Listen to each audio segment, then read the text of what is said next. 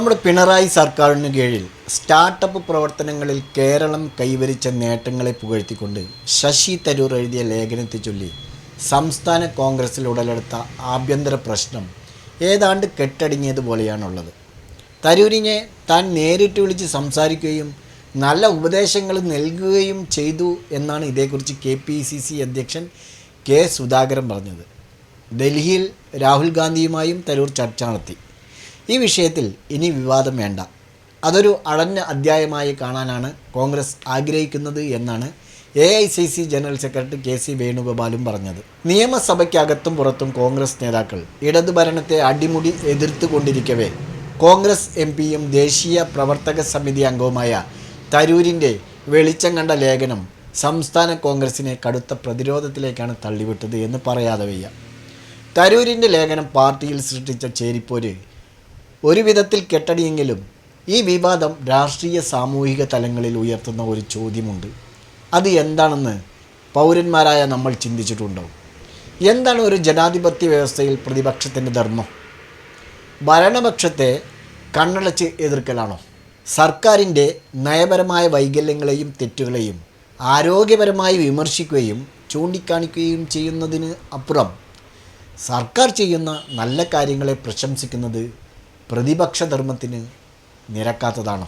ജനങ്ങൾക്ക് വേണ്ടി ജനങ്ങളാൽ തിരഞ്ഞെടുക്കപ്പെടുന്ന ജനങ്ങളുടെ ഭരണകൂടമെന്നാണ് ജനാധിപത്യത്തെക്കുറിച്ച് എബ്രഹാം ലിങ്കൺ പറഞ്ഞത്. ആ വാക്കനുസരിച്ച് ജനം തന്നെയാണ് ജനാധിപത്യത്തിൽ അധികാരി. സർക്കാർ എന്നത് ജനം തിരഞ്ഞെടുക്കുന്ന ഒരു പ്രാതിനിധ്യ ഭരണ സംവിധാനം മാത്രമാണ്.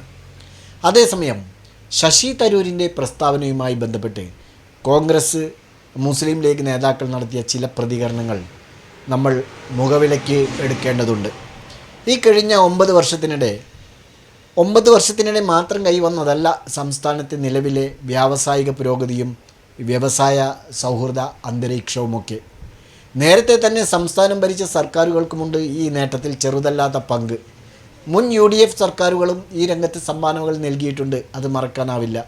ആൻ്റണി സർക്കാരും ഉമ്മൻചാണ്ടി സർക്കാരും നൽകിയ സംഭാവനകൾ കുറച്ചു കാണാൻ പാടില്ല ആരും.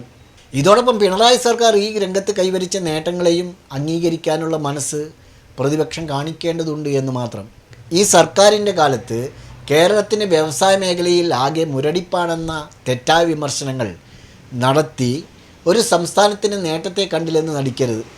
2024 ഗ്ലോബൽ സ്റ്റാർട്ടപ്പ് ഇക്കോസിസ്റ്റം റിപ്പോർട്ടിനെയും ഈസ് ഓഫ് ഡൂയിങ് ബിസിനസ് സർവേയെയും അവലംബിച്ചാണ് ശശി തരൂർ സമീപകാലത്ത് കേരളം കൈവരിച്ച നേട്ടങ്ങളെ പ്രശംസിച്ചത് എന്നത് വളരെ ശ്രദ്ധേയമാണ്. ഗ്ലോബൽ സ്റ്റാർട്ടപ്പ് ഇക്കോസിസ്റ്റം റിപ്പോർട്ടിൽ കേരളം ആഗോള ശരാശരിയുടെ 5 മടങ്ങ് മൂല്യം രേഖപ്പെടുത്തിയതായി കാണിക്കുന്നുണ്ട്. ഈസ് ഓഫ് ഡൂയിങ് ബിസിനസ് സർവേയിൽ കേരളം 1-ാം സ്ഥാനത്താണ് താനും. കഴിഞ്ഞ സെപ്റ്റംബറിൽ ഡൽഹിയിൽ കേന്ദ്ര സർക്കാർ വിളിച്ചു ചേർത്ത സംസ്ഥാന വ്യവസായ മന്ത്രിമാരുടെ ഒരു യോഗത്തിൽ കേന്ദ്ര വ്യവസായ വാണിജ്യ മന്ത്രി പീയൂഷ് ഗോയലാണ് വ്യവസായ സൗഹൃദാന്തരീക്ഷത്തിൽ ചരിത്രത്തിൽ ആദ്യമായി കേരളം 1-ാമതെത്തിയ കാര്യം അന്ന് പ്രഖ്യാപിച്ചത്. വ്യവസായത്തിന് അനുകൂലമായ സാഹചര്യം സൃഷ്ടിക്കുന്നതിന് സംസ്ഥാനങ്ങൾ സ്വീകരിച്ച പരിഷ്കാരങ്ങളും നടപടികളുമായിരുന്നു റാങ്കിങ്ങിനുള്ള മാനദണ്ഡം. 2019 കേരളം 28-ാം സ്ഥാനത്തും 2020 അത് 15-ാം സ്ഥാനത്തുമായിരുന്നു. തെരഞ്ഞെടുപ്പിൽ കൂടുതൽ സീറ്റ് ലഭിക്കുന്ന പാർട്ടിക്കോ മുന്നണിക്കോ ഭരണനിർവഹണം ഏൽപ്പിച്ചു കൊടുക്കുന്നത് പൂർണ്ണമായോ ശാശ്വതമായോ അല്ല, താൽക്കാലികമായി മാത്രമാണ്. ഭരണകക്ഷിയോളം സീറ്റുകൾ ലഭിക്കാത്തത് കൊണ്ട് പ്രതിപക്ഷത്തിന് ഭരണതലത്തിൽ പങ്കാളിത്തം ലഭിക്കുന്നില്ല എങ്കിലും അവരും ജനഹിതത്തിൻ്റെ കാവലാളുകൾ തന്നെയാണ്. പ്രതിപക്ഷമില്ലെങ്കിൽ ജനാധിപത്യം ഇല്ലെന്ന ഫ്രാൻസിസ് ജെന്നിങ്സിൻ്റെ വാക്കുകൾ നമ്മൾ ഇപ്പോൾ ഇവിടെ ഓർക്കണം. പലപ്പോഴും 2-3% വോട്ടിൻ്റെ വ്യത്യാസത്തിലാണ് പ്രതിപക്ഷം ഭരണരംഗത്ത് നിന്ന് മാറി നിൽക്കേണ്ടി വരുന്നത്. ഈ ഒരു സാഹചര്യത്തിൽ നാടിൻ്റെ വളർച്ചയിലും വികസനത്തിലും പുരോഗതിയിലും പ്രതിപക്ഷത്തിൻ്റെ പങ്കാളിത്തം കൂടി ആവശ്യമാണ്. സർക്കാരിൻ്റെ തെറ്റുകളെ ചൂണ്ടിക്കാണിക്കുന്നതോടൊപ്പം നല്ല കാര്യങ്ങളെ പിന്തുണയ്ക്കുക എന്നതും ഇതിൻ്റെ ഒരു പരിധിയിൽ വരേണ്ടതുണ്ട്. ജനാധിപത്യ വ്യവസ്ഥയിൽ പലപ്പോഴും പ്രതിപക്ഷത്തിന് ഭരണപക്ഷത്തോട് ചേർന്ന് പ്രവർത്തിക്കേണ്ടി വരും.